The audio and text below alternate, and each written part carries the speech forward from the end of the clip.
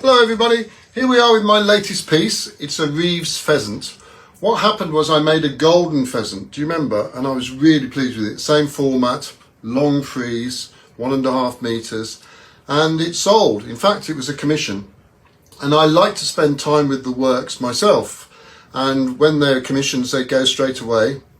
And I don't get the chance to enjoy them myself. So I made this one as a companion piece.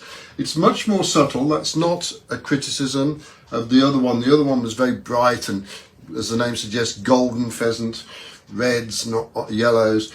This one is more subtle. If we look at the wheel, this purple is actually called periwinkle in the glass, and here it is here.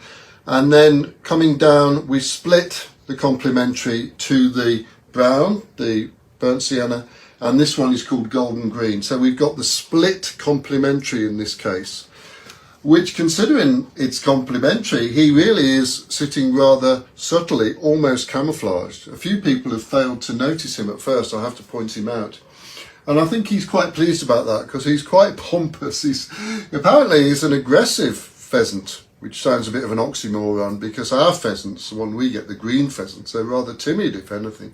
Anyway, he's not. He's pleased to be there, and I think the verse illustrates all of the above, and the verse goes like this. The Reeves Pheasant. I do not wish to sound unpleasant, but I need to explain I'm no ordinary pheasant. Let me introduce myself. My name is Reeves, and I love sitting here amongst the hibiscus leaves.